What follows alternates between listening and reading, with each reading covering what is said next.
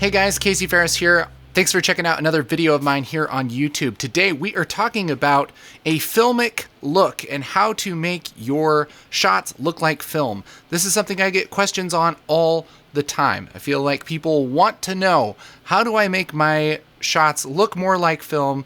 How do I make it look more cinematic? All of that stuff. So this is going to be a basic rundown of some quick ways to do that.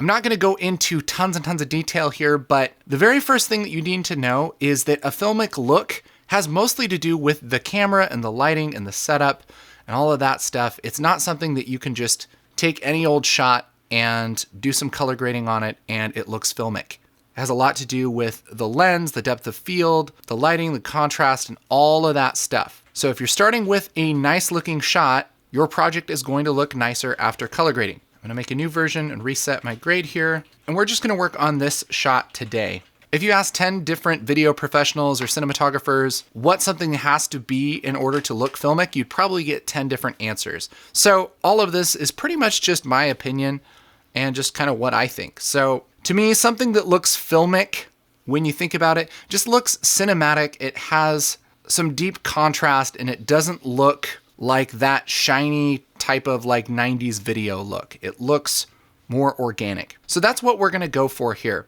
Biggest thing that I think goes a long way in making something look filmic is an S-curve. So in my curves here, you can use this, you can do this in Photoshop or Premiere or Final Cut or whatever has curves. I'm just gonna take and do a little S-curve like this. And we're just gonna start with that. This might not be exactly what we want, but that gives us a little bit more contrast and has kind of a more organic feel. And I'm gonna call this curves. If you're not familiar with Resolve or nodes, check out my nodes tutorial here, because that will make a lot more sense what I'm doing here. But real quickly, each one of these is basically a group of corrections. So anytime I make a adjustment down here, it lives in this little box and the image is fed through everything that happens in these boxes and finally output here. So this is like a graph of what's happening to the image. So that's pretty good. But in my first node, before I even add that curve, what I'm gonna do is adjust the black and the white levels here.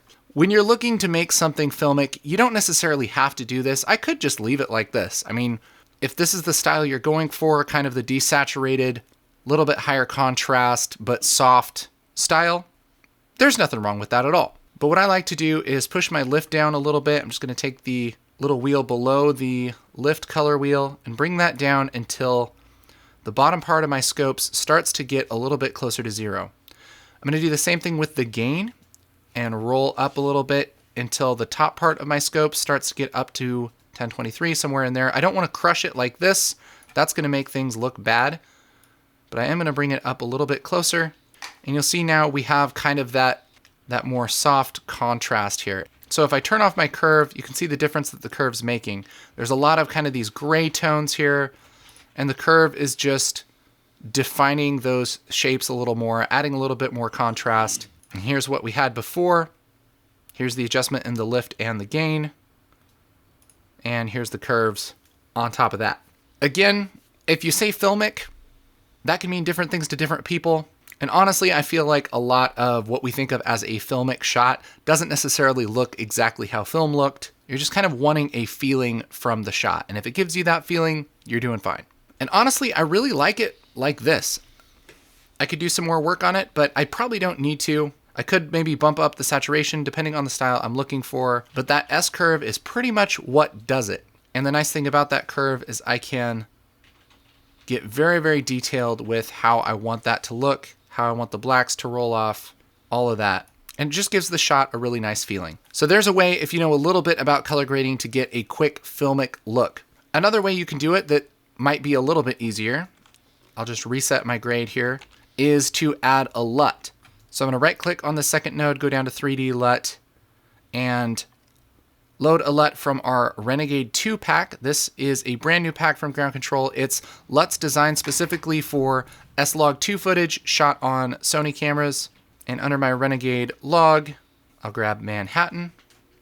And pretty much without any work, that gives us a nice filmic style. Of course, if I wanted to adjust this, I can go back to my first node and maybe play with my gain. I feel like these parts are a little bit bright, so I can push my gain down a little bit to keep some of that detail in the sky. But other than that, that's a quick Filmic look. Now, this isn't a film emulation LUT, it's just a LUT that brings that Filmic style to your footage that's designed for S-Log2.